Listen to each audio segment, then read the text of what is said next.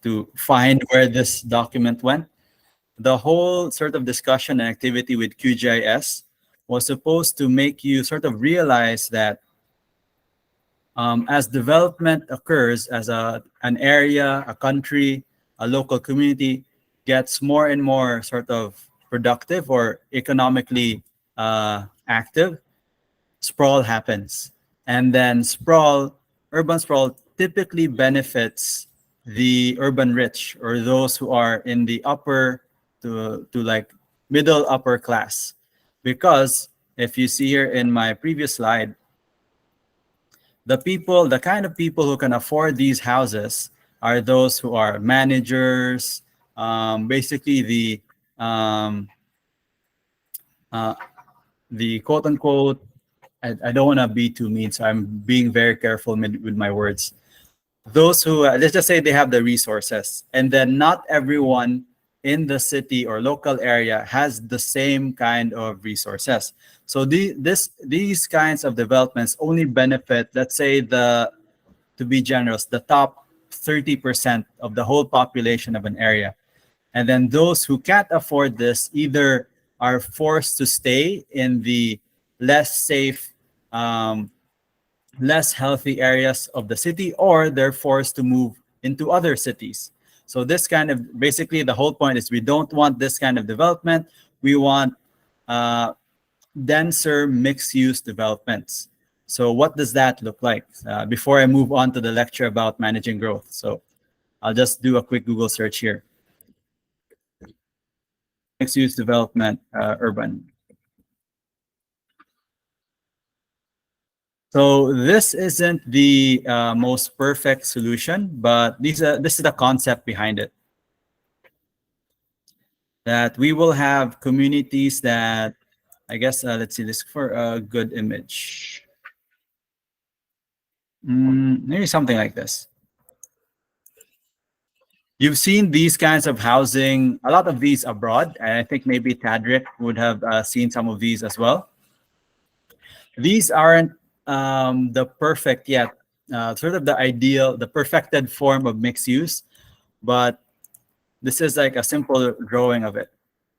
So we want density, but we don't want it to be so dense that it looks like China. So sorry, I really am running out of, I have to do this on the spot. China high density housing. Because you can turn up density all the way, have people live in these stack houses, but then going overboard is also bad. So you don't want places that look like this. Like this. So these are two extremes. This is too dense. And then if I go back here, this is not dense enough. So we need to find that balance. And so far, the urban planning and urban design community have come up with something like this, where on the ground floor, we have commercial sort of uses, and on the upper floor are residential uses. The idea being on a specific sort of square kilometer or like hectare of land, you would get more use out of it instead of just over here. Oh, sorry, wrong slide. Over here, where it's just one use, only residential, and it's not even efficient in that it's not even supporting majority of your population, only supporting 30%, just based on my studies at best, and sometimes even lesser, like 20, maybe even 10%. And then you don't want housing that looks like this, where you may be able to accommodate 70% of your population, but the livability and the sanitation, the hygiene levels are so low that it's no longer humane. We want dignified housing. Again, I think everyone wants that, with a sort of mixed use. So this is what it looks like over here. And then in the US and some other countries, they look like this, where you have small shops, community owned, not a community owned, but local owners serving their community. And then you have residential upstairs. So if you free up the lots over here, let's do a print screen of this. wonder if I can draw on it. There is a drawing tool here. Yeah. So for example, if you move all of the houses over here into this area, that will free up more space. Let's see.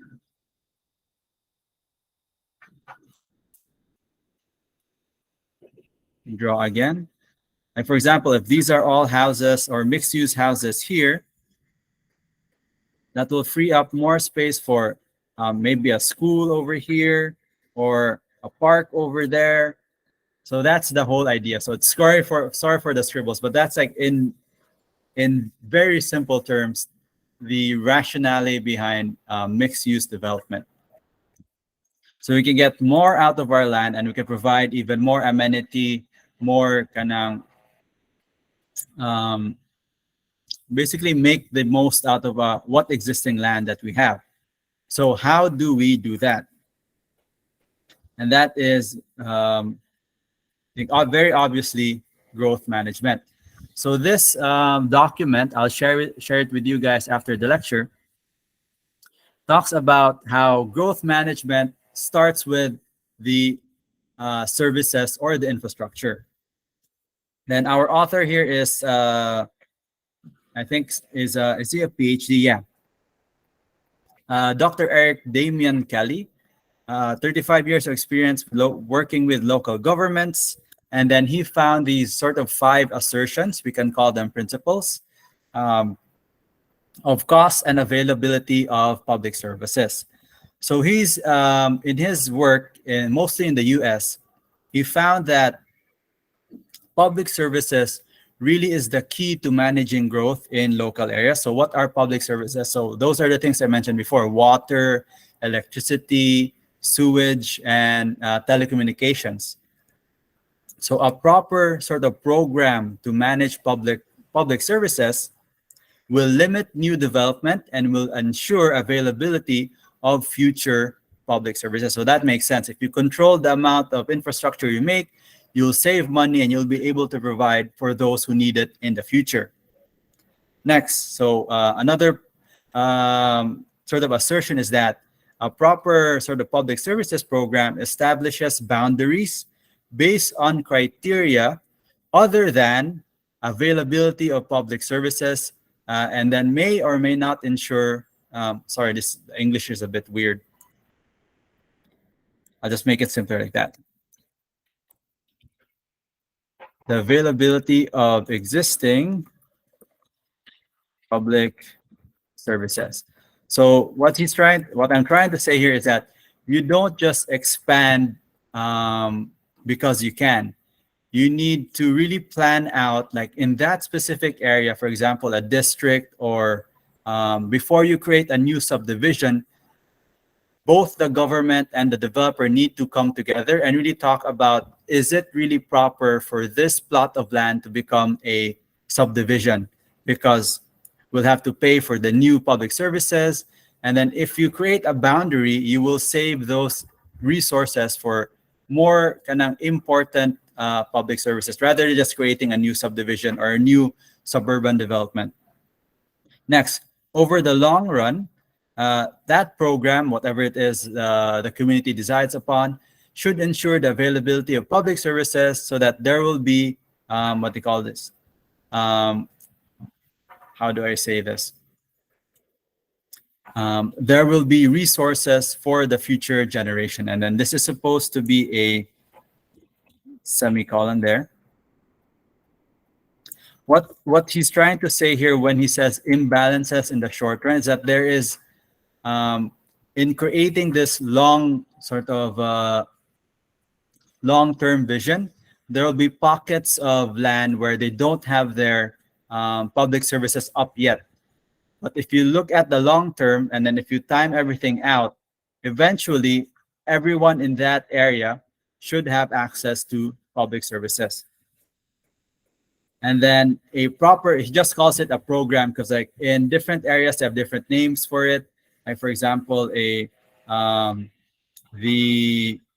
Cebu City sort of, I guess, We can call it Cebu City Water Program. It's still not existing yet. I don't think there's something similar. I don't know the actual name of it, but there's a program for water, there's program for electricity, there's several programs on transportation, and they each have their own name. In this class, we'll just call it like a public service program. So whatever that program will be, it needs to encourage new development to take place within areas of existing public services to lower the capital cost. I don't know why the English is so weird here. To develop, that'll take place within existing public service. That makes sense. You create new development where your existing infrastructure is. So you don't create new sort of extensions without sort of considering what's already existing. Larger distances. I think I was just running out of time here. I made this a year ago. Larger distances equals larger capital cost and also larger operating costs. So that just makes sense. It's like you build further away, it will cost more, and then you will have more operating and maintenance costs. So if you want to have sustainable community development, you need to really manage your growth. So what are some of the effects that have been seen with regards to public services? So I'll show some maps later on, but here are some areas in the US which both benefited from public service policies being successful and were negatively impacted when they were sort of not implementing good public services programs. So Westminster, Colorado, where the infrastructure system exceeded the demand. Livermore, California, where citizen initiative limited new development. Montgomery County in Maryland, the growth management was focused on vehicular loads, which failed. And then in Ramapo, New York, where they had a phased growth system, the sewage infrastructure lagged behind the demand, which technically was also a failure. So in summary, growth management programs that directly regulate the adequacy of public facilities succeeded in ensuring the availability of those said services or new development. So they need to really think about specifically, what do you call this?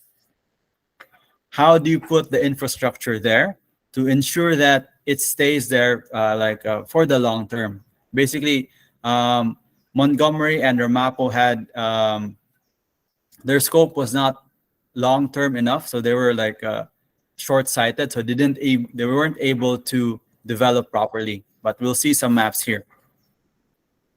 Okay, so this is a density map for the US. So Tadrick would be more familiar with this than me. You can see the higher densities are here in the sort of northeast and sort of northeast and southeast tails of the US, and a bit of the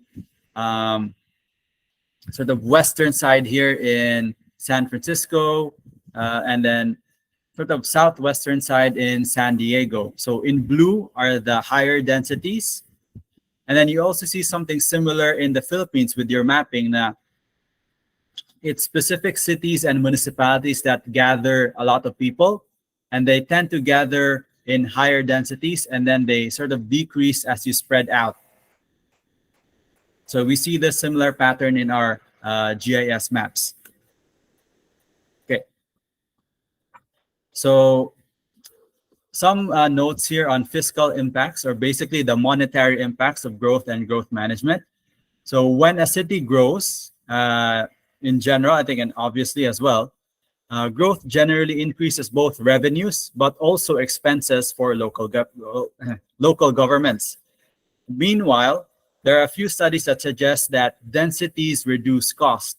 So this was done by the Real Estate Research Corp, Alan Usler, another sort of doctor, and Dwayne Windsor. So these are the titles of their reports. the cost of sprawl, the review of the cost of sprawl, and a critique of the cost of sprawl. So basically, the Real Estate Research Corps was the first study, and then these two authors reviewed their study.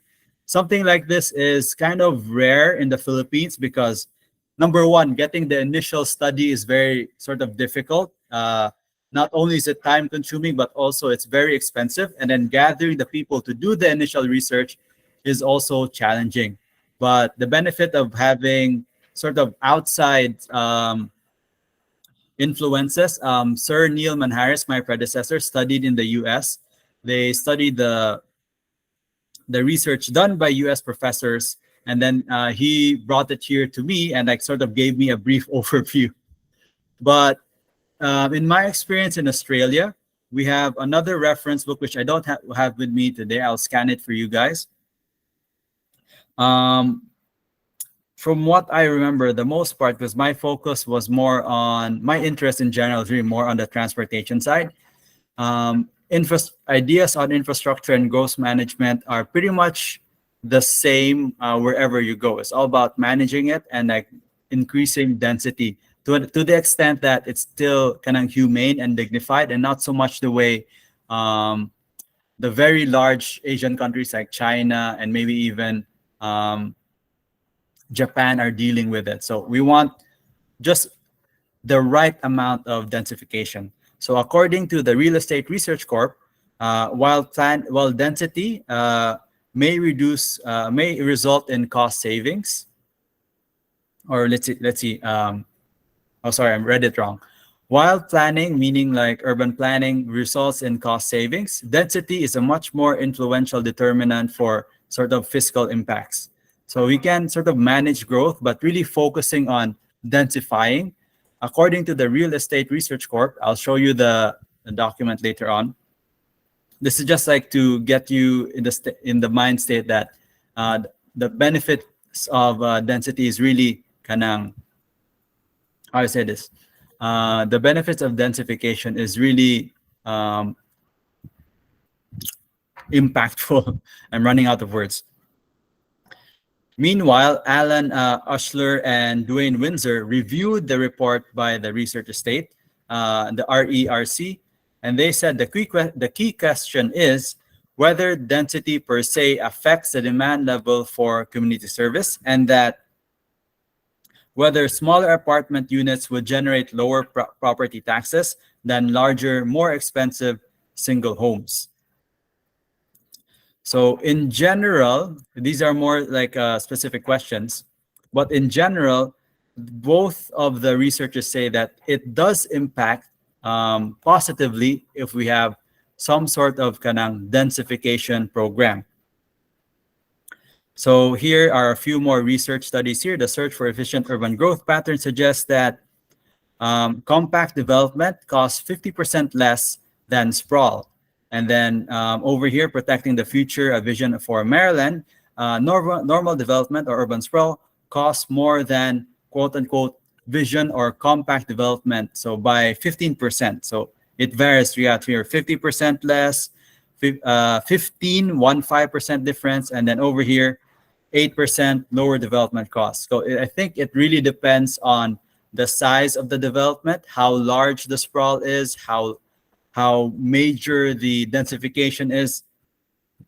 But we can see here, the general pattern is that there is a reducing of cost because it makes sense. You're using less materials and you're traveling a shorter distance. Okay, so time and fiscal impact. So the other aspect of construction and development is that's not so much featured is the time or the period it takes to produce those projects. So in a study, I should have put the year here. Colorado Department of Natural Resources, 1974, studies suggested that revenues lagged behind costs for over 7 years in this oil shale region.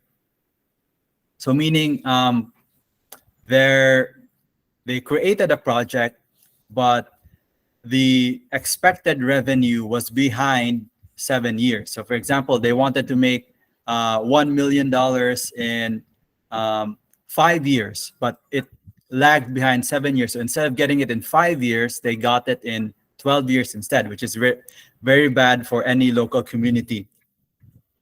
Meanwhile, in Colorado Special Districts, 1991, the tax bill for individual homeowners jumped from 500 to 10,000 per year because of revenue lagging. There's also a lot of market risks involved. So when, for example, you create a subdivision project, you really have to review, like, can you complete this project in time? And then similar to what's happening in some subdivisions here in Cebu City, the subdivision is open, it's fully developed, you have the roads there, you have the water supply, but the lots are vacant. People bought the lots but haven't started living in those areas, so they become wasted land. So the only people who are living there are those who can afford it. And instead of having, I'll just show you an image here. That's a lot easier with image. And let's see. Okay. Let's see, maps, the satellites, and there we go. Okay, so you end up with subdivision development that looks like this. So this is one sort of a community here in our subdivision development here in Cebu City. It's called Pristina North, and it's a bit higher priced, or like a lot higher price actually, than other subdivisions. And you can tell because of the amount of vacant lots. So you can see here, let's check a price. Pristina North.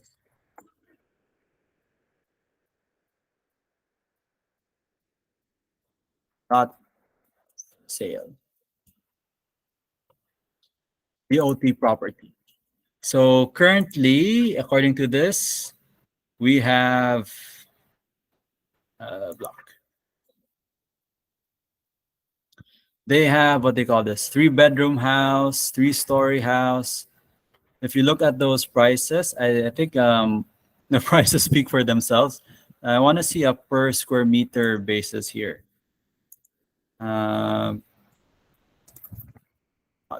Per square meter.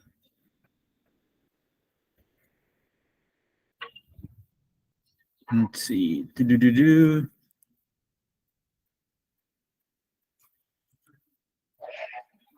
we go. We got a table.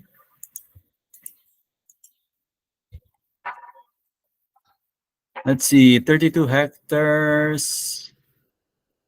Price list as of 2020. Lot only. I don't know. This is as of 2021. Let's see here. Lot unit, lot area, 405, I think this is square meters. For, let's see, TCP with VAT, that's 13. Oof, I'm getting choked up by these prices. So yeah, let's see, 98% cash, 2% balance. So if I'm not mistaken, for those in the real estate industry, just double check me. This is the price, right, over here. TCP, I guess that's total cost something. Let's see. Reservation fee is 100,000. Transfer charge is about 500,000. While I think this is the total with VAT is about 13M. And then it depends, I think, on the location as well. So if it's a good location, even though it's, let's see, this one is 358, 346. No, it's really lot area, sorry. So the largest lot area here is 465. That's about 18 million. Let's do a quick calculator here. Let's just round off 18, 1, 2, 3. Whew. Divided by price per square meter. That's like 3,000 per square meter. Oh, it's not so as bad as I thought, like 3,000, because that other area, I think, Kizato sa Borongan, that was at 7,000 per square meter na in yung lot sa inner city. Yes, sir. So really, that's a lot. That's a lot of money. Anyway, going back. So for these kind of projects, I would classify Pristina North as a not so successful project, basically because it wanted to provide new housing, but nobody wants to live here because of all, if you can see here, the vacant lots, because it's too expensive and it's too far away from the city center. And you can see the older sort of subdivisions are getting even more full because population is still increasing. And then since they can't afford to live in areas like this, they either like sort of increase, double down, like increase the number of people living in houses that look like this over here. Meanwhile, other developers, because subdivisions are not really regulated in the Philippines, they continue to make more and more sort of high-end, quote-unquote, subdivisions for people that may not end up living here. So you're just using up all of this land, which could have been used for agriculture, commercial, office space, maybe even like new roads, infrastructure. Now it's already turned into a subdivision that we can't sort of undo. And then it may be even bad for the developers because at the end, maybe no one will even live there. So that's the risk that we want to sort of hammer into the developers. And then completion of public facilities may be there, but there's a lack or there's a gap of tax generating homes. So you have a subdivision, but it's all vacant. So that's not good, both for the city and the developer. And maybe if more developers were more aware of that risk, they wouldn't be so, what do you call this? So fixated on creating more and more subdivisions, or so, I guess, uh, excited to create more subdivisions. So some of the solutions for this gap in um, project sort of development and project completion is to have growth phasing. So limit development so that the developers, individual owners, and the government can get paid or like get their money back. And then growth management, public services conclusion is that in general, compact development equals lesser cost, and then where possible, use phasing to mitigate the effects of delays and unpredictable economic factors. So what do I mean by unpredictable economic factors? So there may be a civil unrest, there may be a shift in the market.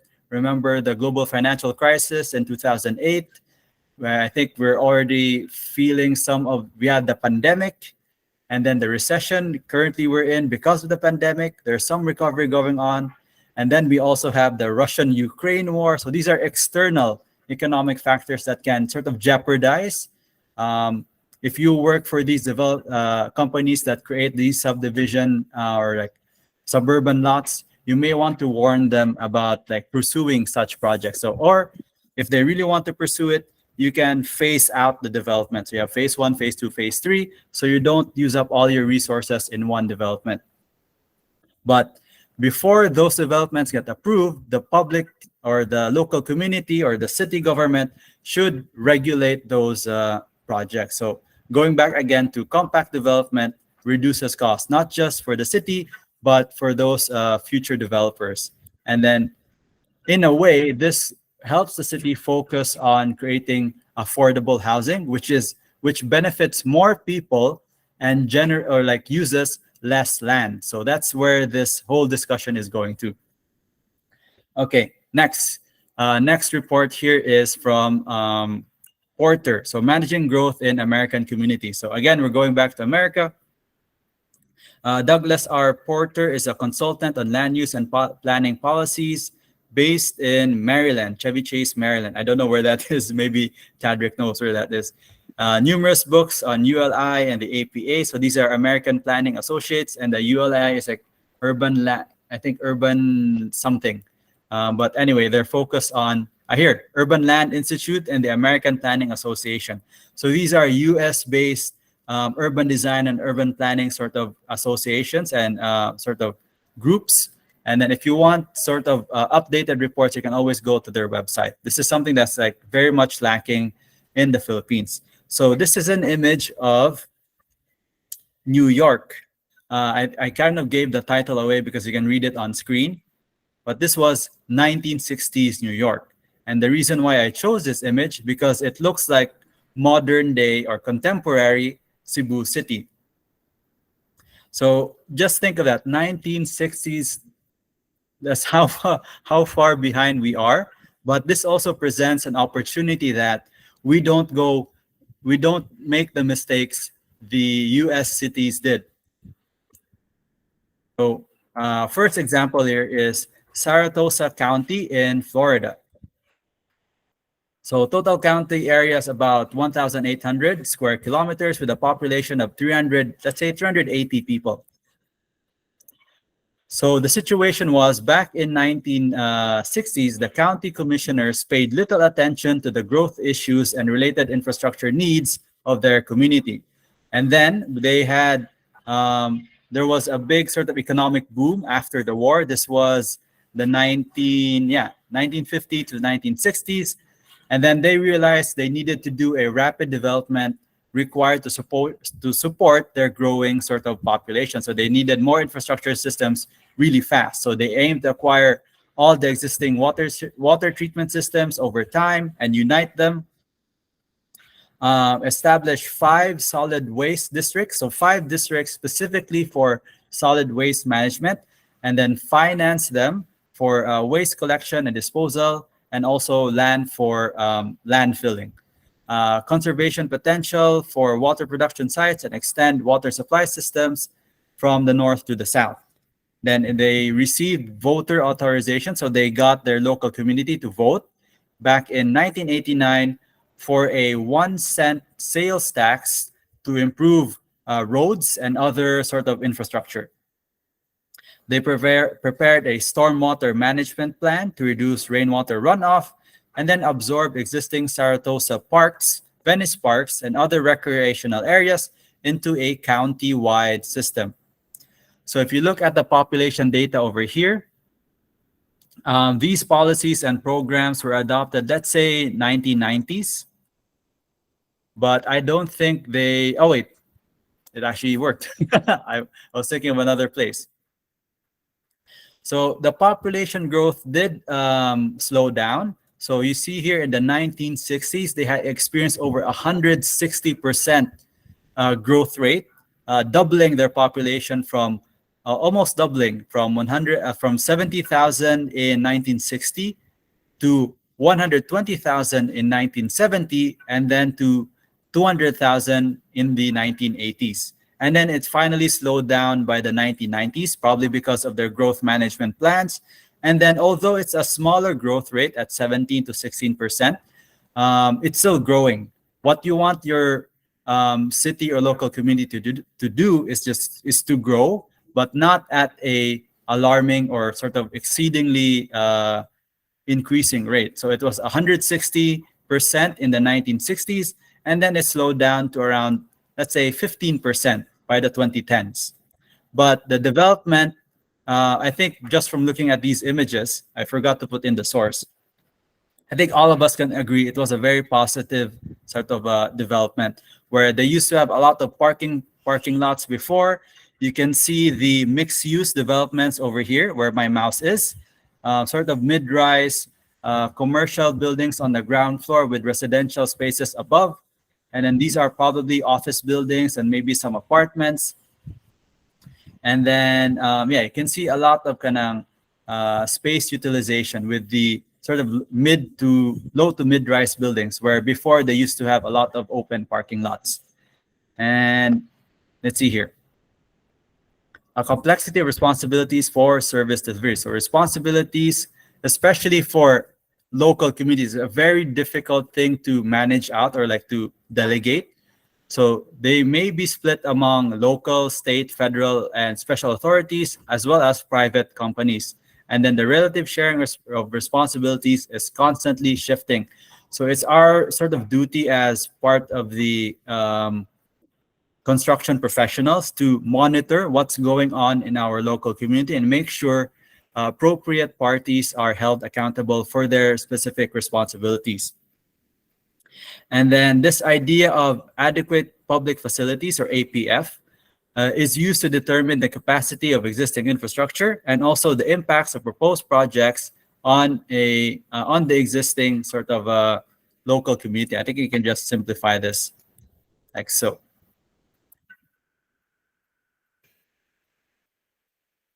Oh, sorry. So regulate new developments such that adequate public facilities are available for before building permits are issued.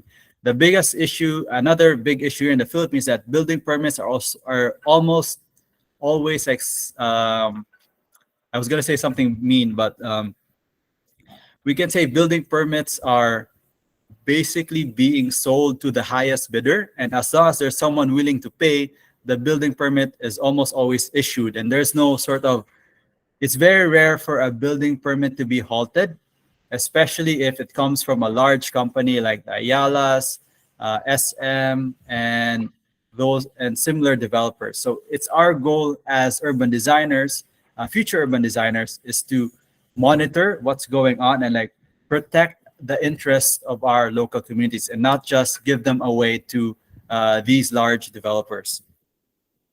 Next example here is Ramapo, New York. I think this is an example of a successful growth management project as well. So Ramapo, New York, 160 square kilometers and 126 population. Okay, so in this sort of local community, they established a point system by which each project was required to demonstrate the adequacy of key components in public infrastructure.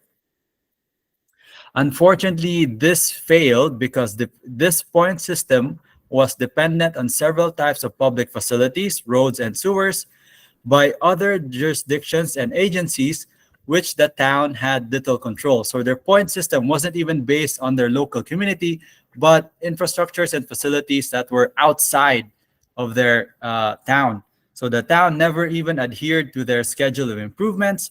And then 15 years later, there is after a long decline, town officials voted to dismantle the system in favor of program to stimulate economic development.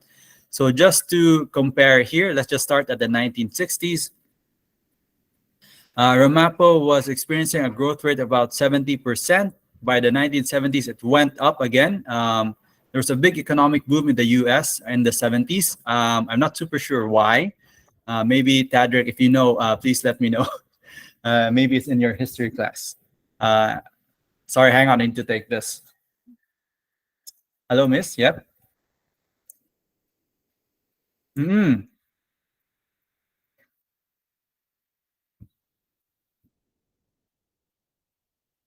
Sorry. Okay, kajut lang miss akin ang klase ko. I'll be with you in 5 minutes. Okay. Sorry, there's a construction thing going on. But I'll stop recording. I'll continue.